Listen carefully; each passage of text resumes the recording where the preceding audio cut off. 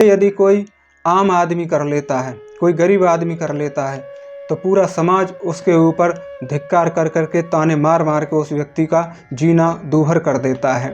और ऐसा ही कोई अनैतिक कार्य यदि कोई ऐसा व्यक्ति कर ले जो धन संपत्ति से भरपूर है, पद प्रतिष्ठा में बड़ा है, तो फिर उस पर कोई उंगली नहीं उठाता और उसको सब लोग आसानी से, सहजता से स्वीकार कर लेते हैं। जय श्री राम। प्यारे भक्तों, आज श्री रामचरितमानस के पाठ का 20वां दिन है। कल की कथा में हमने जाना कि महाराज तुलसीदास जी हमें बता रहे हैं कि महाराज दक्ष का पद बड़ा हो गया है, उनकी जिम्मेदारी बड़ी हो गई है। ब्रह्मा जी के पुत्र हैं दक्ष महाराज और माता सती के वे पिताजी भी हैं।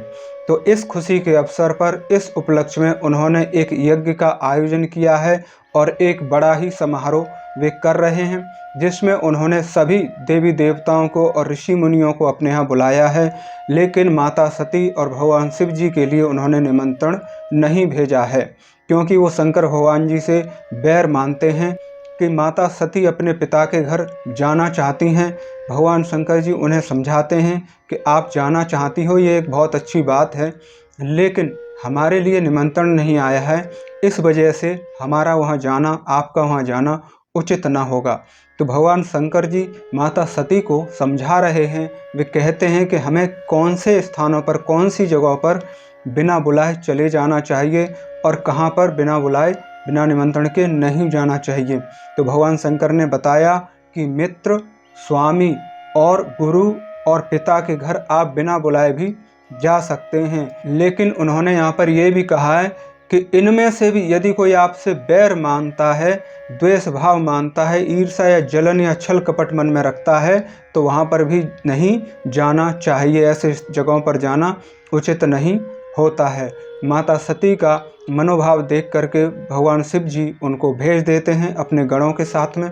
माता सती जब अपने पिता के यज्ञ में शामिल होने पहुँचती हैं, तो दक्ष महाराज उनसे बात नहीं करते हैं और जहाँ पर यज्ञ हो रहा होता है, जिस जगह पर, वहाँ पर सभी बड़े बड़े ऋषि मुनि गण, साधु संत विराजमान हैं, ब्रह्मा और विष्णु भी विराजमान हैं, लेकिन वहाँ पर भगवान शिव के लिए कोई आसन नहीं रखा गया है। ये देखकर माता को बहुत ही क्रोध आता है और वे अपने पिता से दुखी होकर कड़वे वचन कहती हैं और जो यज्ञ हो रहा था, जो उसमें अग्नि प्रज्वलित हो रही थी, उसी में कूदकर अपनी देह त्याग देती हैं और भस्म हो जाती हैं। जब वे भस्म हो रही थीं, उससे पहले उन्होंने विष्णु भगवान से प्रार्थना की कि मैं जब भी जन्म लूं या मेरे जब भी जन्म हो, तो मैं हर बार शिव जी को ही पाऊं। तो अब माता सती का दूसरा जन्म हुआ है राजा हिमाचल के घर में, पार्वती के रूप में। अब कथा आगे चलेगी, तो आइए शुरू करते हैं आज की कथा। जय श्री राम, जय सीता माता, जय हनुमान। जब से उमा जी हिमाचल के घर जन्मी, तब से वहाँ सारी सिद्धियाँ और सुख संपत्ति छा गई। मुनियों ने जहाँ तहाँ सुंदर आश्रम बना लिए और हिमाचल ने उनको उचित स्थान दिए। हिमाचल पर्वतों के राजा हैं, यानी कि वो भी एक पर्वत ही हैं, और इनके यहाँ पर सती माता ने उमा के रूप में, पार्वती के रूप में जन्म लिया है। सदा सुमन फल सहित सब द्रव नभ नाना जाति, प्रगति सुंदर शैल पर मनि आकार बहु भांति। उस सुंदर पर्वत पर बहुत प्रकार के सब नए नए वृक्ष सदा पुष्प और फल युक्त हो गए, यानी कि सभी पेड़ पौधों पर, वृक्षों पर फल और फूल लगने लगे। और वहीं बहुत तरह की मड़ियों की खानें प्रकट हो गई, यानी कि मड़ी महंगी होती है, इसलिए मड़ी की यहाँ पर हीरे जवाहरात, इस तरह की चीज़ें वहाँ पर प्रकट होने लगी। सरिता सब पुनीत जल भई, खग मृग मधुप सुखी सब रही, सहज ब्यारु सब जीवन त्यागा, गिरि पर सकल करही अनुरागा। सारी नदियों में पवित्र जल बह रहा है और पक्षी, पशु, भ्रमर, भ्रमर कहते हैं भौरे को, सभी सुखी रहते हैं। सभी जीव जंतुओं ने अपना स्वाभाविक बैर जो है, दुश्मनी है, छोड़ दी है और पर्वतों पर सभी प्रकार परस्पर प्रेम से रहते हैं। सोह शैल गिर जा गिर आए, जिम जनु राम भगत के पाए, नित नूतन मंगल गृह तासु, ब्रह्मा आदि गवाएं जसु जासु। पार्वती जी के घर आ जाने से पर्वत ऐसे शोभायमान हो रहा है जैसे राम भक्ति को पाकर भक्त शोभायमान होता है। उस पर्वतराज के घर नित्य नए नए मंगल उत्सव हो रहे हैं जिनका ब्रह्मा जी यश गाते हैं। नारद समाचार सब पाए, कौतुक कहीं गिर गेह सिधाए, शैलराज बड़ आदर कीना, पद पखार बर आसन दीना। जब नारद जी ने ये समाचार सुने तो वे कौतुक ही से हिमाचल के घर पधारे। यानी कि जब नारद जी को ये पता चला कि माता सती ने हिमाचल के घर में पार्वती रूप में जन्म लिया है तो नारद जी हिमाचल के यहाँ पर पहुँच जाते हैं।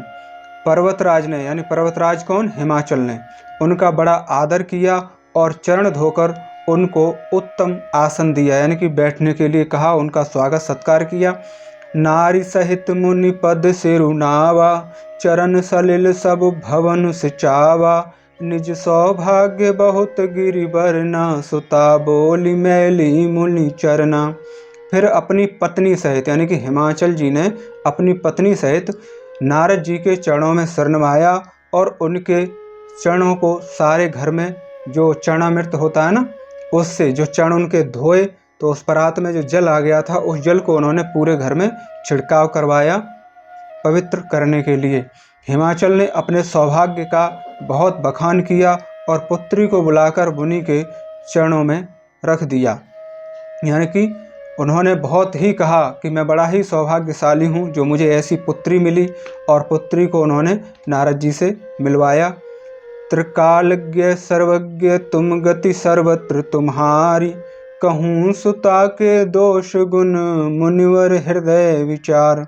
और हिमाचल ने कहा कि हे मुनिवर, आप तो त्रिकालज्ञ यानी त्रिकालदर्शी हो, भूत का, वर्तमान का, भविष्य काल का सब कुछ देख सकते हो और सर्वज्ञ हो, यानी कि हर जगह हो।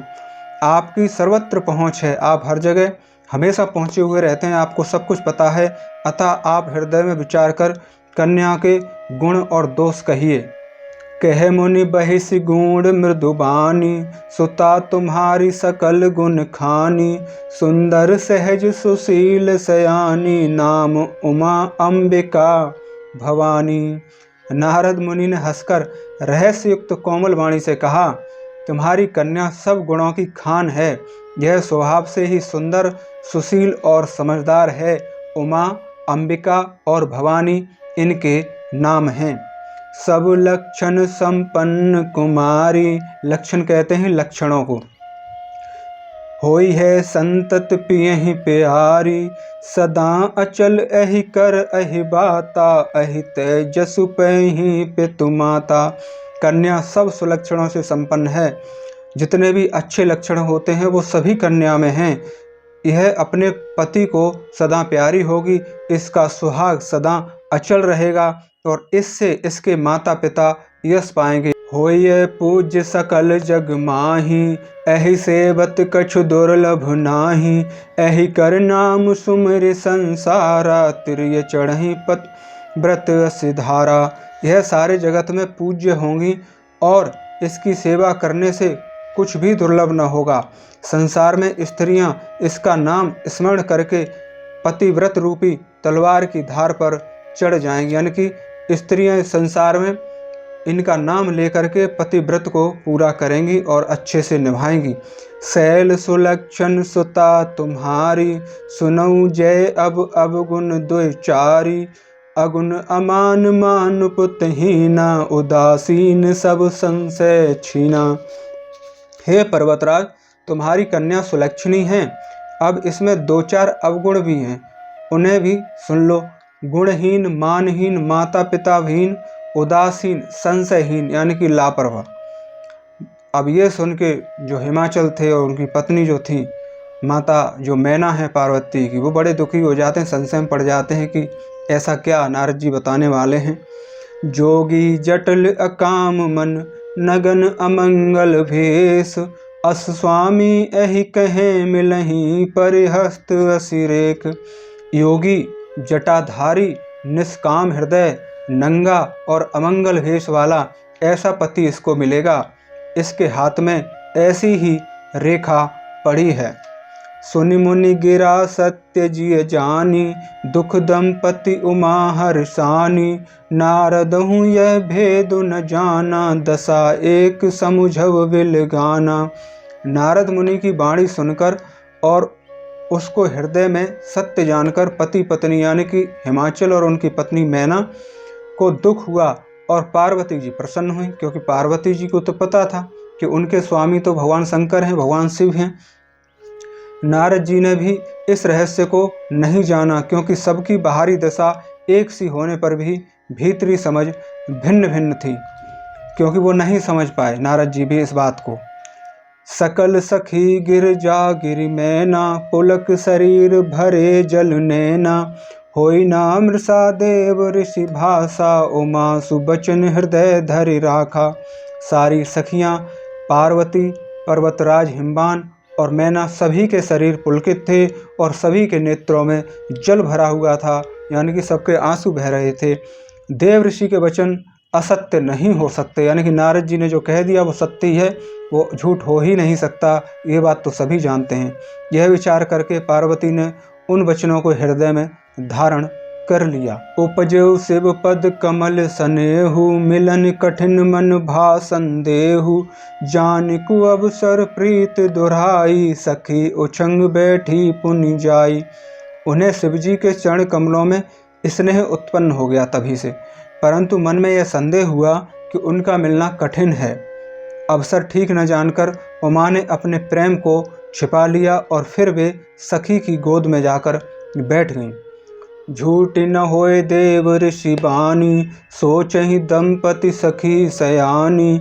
और धरि धीर कहूँ गिर राऊ, कहूँ नाथ का करूँ पाऊ। देव ऋषि की वाणी झूठ नहीं होगी, यह विचार करके हिमाचल, मैना और सारी चतुर सखियां चिंता करने लगीं। फिर हृदय में धीरज धरकर पर्वतराज ने कहा कि हे नाथ, कहिए अब क्या उपाय किया जाए। कह मुनीस हिम्मत सुनु, जो विधि लिखा लिलार। देव तनुज नर नाग मुनि, को ना मेटन हार। नारद जी ने कहा, हे हिमवान सुनो, विधाता ने ललाट पर जो कुछ लिख दिया है उसको देवता, दानव, मनुष्य, नाग और मुनि कोई भी मिटा नहीं सकता। तदपि एक मैं कहूँ उपाय, होई करे सो देव सहाय। जस बरु में बरेनु तुम पाही, मिलहि उमहि तस संशय नाही। तो भी मैं एक उपाय आपको बताता हूँ, यदि देव सहायता करें तो यह सिद्ध हो सकता है। नारद जी ने कहा, मैं आपको एक ऐसा उपाय बता सकता हूँ, लेकिन उसमें भी अगर भगवान सहायता करेंगे तो हो सकता है। उमा को वर तो निस्संदेह वैसा ही मिलेगा जैसा मैंने तुम्हारे सामने वर्णन किया है, उसके बारे में बताया है। जय जय वर के दोष बखाने, ते सब शिव पही में अनुमाने। जो विभाऊ शंकर सन होई, 200 गुण सम कह सब कोई। नारद जी यहाँ पर कह रहे हैं कि परंतु मैंने जो वर के जो दोष बताए हैं, मेरे अनुमान से वे सभी शिवजी में हैं। शंकर भगवान ने ये सारे दोष हैं। यदि शिवजी के साथ विवाह हो जाए तो दोषों के भी सब लोग गुणों के समान ही कहेंगे, यानी कि जो इनके हाथ की रेखा में लिखा हुआ है, जो इनके ललाट पर लिखा हुआ है पार्वती के, वो तो सब होके ही रहेगा। जैसा इसमें बताया गया है कि योगी होगा, जटाधारी होगा, निष्काम हृदय होगा, अमंगल वेश वाला होगा, तो इसके लिए ऐसा वेश भगवान शंकर का भी है। तो भगवान शंकर से यदि विवाह हो जाता है तो सारे दोष क्या हैं, गुणों के समान हो जाएंगे। जो अहि सेज शयन हरि करहि, बुद्ध कछु तिन कर दोष न धरहि। भानु कृशानु सर्व रस खाहि, तिन कह मंद कहत को नाई। जैसे विष्णु भगवान शेषनाग की सैया पर सोते हैं तो भी पंडित लोग उनको कोई दोष नहीं लगाते। पंडित का तात्पर्य यहाँ पर विद्वान से है, ज्ञानी जन से है, दोष नहीं लगाते। सूर्य और अग्निदेव अच्छे बुरे सभी रसों का भक्षण करते हैं, परंतु उनको कोई बुरा नहीं कहता। शुभ और अशुभ सलिल सब बहीं, सुरसरि को अपनीत न कहीं। समरत कह नहीं दोष गुसाऊं, रवि पावक सुरसरि की नाई। यहाँ पर बहुत बड़ी बात कही गई है। गंगा जी में शुभ और अशुभ सभी जल बहता है, पर कोई उन्हें अपवित्र नहीं कहता। सूर्य, अग्नि और गंगा जी की भांति समर्थ को कुछ दोष नहीं लगता, यानी कि जो सामर्थ्यवान व्यक्ति है उसको कोई दोष नहीं लगता है। आजकल के समाज में, आज कलयुग के दौर में भी यदि कोई ऐसा काम जो नैतिक नहीं है, नैतिकता के विरुद्ध है, अनैतिक कार्य है, उसे यदि कोई आम आदमी कर लेता है, कोई गरीब आदमी कर लेता है, तो पूरा समाज उसके ऊपर धिक्कार कर करके, ताने मार मार के उस व्यक्ति का जीना दूभर कर देता है। और ऐसा ही कोई अनैतिक कार्य यदि कोई ऐसा व्यक्ति कर ले जो धन संपत्ति से भरपूर है, पद प्रतिष्ठा में बड़ा है, तो फिर उस पर कोई उंगली नहीं उठाता और उसको सब लोग आसानी से, सहजता से स्वीकार कर लेते हैं। तो वही चीज़ यहाँ पर नारद जी कह रहे हैं। जो अस हिंसा करहि नर, जड़ विवेक अभिमान, परहि कल्प भरि नरक महु, जीव के ईस समान। यदि मूर्ख मनुष्य ज्ञान के अभिमान से इस प्रकार होड़ करते हैं तो वे कल्प भर में लिए नरक में पड़ते हैं। भला कहीं जीव भी ईश्वर के समान सर्वथा स्वतंत्र हो सकता है। सुरसरि जल कृत बार नु जाना, कबहु न संत करहित ही पाना। सुरसरि मिले सो पावन जैसे, ईस अनीस अंतरु जैसे। गंगा जल से भी बनाई हुई मदिरा को जानकर संत लोग कभी उसका पान नहीं करते, यानी कि संत ये जानते हैं कि ये मदिरा है, नुकसानदायक है, घातक है, बुरी चीज़ है, इसे नहीं पीना चाहिए, और उसमें गंगा जल भी मिला दो तो भी वो उसे स्वीकार नहीं करेंगे, ग्रहण नहीं करेंगे। पर वहीं गंगा जी में मिल जाने पर जैसे पवित्र हो जाते हैं, ईश्वर और जीव में वैसा ही भेद है। यानी कि अगर गंगा जी में मदिरा मिल गई है पर गंगा जी अपवित्र नहीं होती और हम लोग अपवित्र नहीं मानते हैं, बिल्कुल वैसा ही ईश्वर में और जीवों में, यानी कि जो जीव जंतु इस सृष्टि में हैं उनमें भेद है, यानी कि अंतर है। शंभु सहज समरथ भगवाना, एहि विविध सब विधि कल्याणा। दुराराध्य पे अहि महेशु, आशुतोष पुण्य किए कलेशु। शिव जी सहज ही समर्थ हैं, यानी वो सामर्थ्यवान हैं, क्योंकि वे भगवान हैं, इसलिए इस विवाह में सब प्रकार से कल्याण ही है। परंतु महादेव जी की आराधना बड़ी कठिन है, फिर भी तपस्या करने से वे बहुत जल्दी प्रसन्न और संतुष्ट हो जाते हैं। जो तप कर कुमारी तुम्हारी, भावई मेट सकहि त्रिपुरारी। यद्यपि बर अनेक जग माही, एहि कहि शिव तज दूसर नाही। यदि तुम्हारी कन्या तप करे तो त्रिपुरारी महादेव जी होनहार को मिटा सकते हैं। यद्यपि संसार में बहुत तेरे अनेक वर हैं, पर इसके लिए शिव जी को छोड़कर दूसरा कोई वर नहीं है। यानी कि जो हाथों की रेखाओं में लिखा है, जो आपके ललाट पर विधाता ने आपके जन्म के समय लिख दिया है, उसे कोई बदल नहीं सकता। अगर उसके बदलने की सामर्थ्य है तो वो सिर्फ शिव शंकर भगवान के हाथ में ही है। बरदायक प्रंतारति भंजन, कृपा सिंधु सेवक मन रंजन। इच्छित फल बिनु शिव अवराधे, लहिउ न कोटि जोग जप साधे। शिव जी वर देने वाले हैं, यानी कि वो वरदान को देने वाले हैं, शरणागतों के दुखों का नाश करने वाले हैं, कृपा के समुद्र और सेवकों के मन को प्रसन्न करने वाले हैं। शिव जी की आराधना किए बिना करोड़ों योग और जप करने वाले भी वंचित फल नहीं पाते हैं। यानी कि जो शिव जी हैं वो बहुत जल्दी संतुष्ट और प्रसन्न हो जाते हैं अपने भक्तों पर, और शरण में आए हुए के सारे दुख दर्द कष्ट परेशानियों को मिटा देते हैं। वे कृपा के समुद्र हैं, और शिव जी की आराधना किए बिना आप चाहे कितना भी योग और जप और तपस्या कर लो, वो फलीभूत नहीं होगी। अस कहीं नारद सुमिर हरि, गिर जाहि दीन आशीष। हो यह कल्याण अब संशय तजहु गिरीश। ऐसा कहकर भगवान का स्मरण करके नारद जी ने पार्वती जी को आशीर्वाद दिया और कहा कि हे पर्वतराज, तुम संदेह का मन से त्याग कर दो, अब सब कल्याण ही होगा। कहीं अस ब्रह्म भवन मुनि गेऊँ, आगिल चरत सुनह जस भेऊँ। पतहि एकांत पाई कही मैना, नाथ न मैं समझूं मुनि वैना। यूँ कहकर नारद मुनि तो ब्रह्मलोक को चले जाते हैं। अब आगे जो चरित्र हुआ उसे सुनो। पति को एकांत में पाकर मैना ने कहा, किससे? अपने पति हिमाचल से कहा कि हे नाथ, मैंने मुनि के वचनों का अर्थ नहीं समझा। हालांकि माता मैना ये बात जानती हैं कि नारद जी की जो बात है, जो वचन है, वो झूठे नहीं हो सकते, लेकिन फिर भी माता का हृदय है, इस बात को आसानी से स्वीकार वे नहीं कर पा रही हैं, क्योंकि हर माता पिता अपने बच्चे का, अपनी संतान का भला ही चाहते हैं, सुख ही चाहते हैं। तो इस बात को आसानी से माता मैना स्वीकार नहीं कर पा रही हैं। जो घर बर कुल होए अनूपा, करिए विभव सुत अनुरूपा, नाते कन्या बहु रहूं कुंवारी, कंत उमा मम प्राणन प्यारी। जो हमारी कन्या के अनुकूल घर बर और कुल उत्तम हो तो ही विवाह कीजिए, नहीं तो लड़की चाहे सारी उम्र कुमारी ही रहे, मैं अयोग्य वर के साथ उसका विवाह नहीं करना चाहती, क्योंकि हे स्वामी, पार्वती मुझको प्राणों के समान प्यारी है। जो ना मिलहि बरु गिरिराज जोगु, गिर जड़ सहज कहीं सब लोगु, सोई विचार पति करहूँ विवाहु, यही ना बोरी होई और दाहु। यदि पार्वती के योग्य वर ना मिला तो सब लोग कहेंगे कि पर्वत स्वभाव से ही जड़ यानी कि मूर्ख होता है। हे स्वामी, इस बात का विचार करके ही विवाह कीजिए, जिसमें फिर पीछे हृदय में संताप न हो।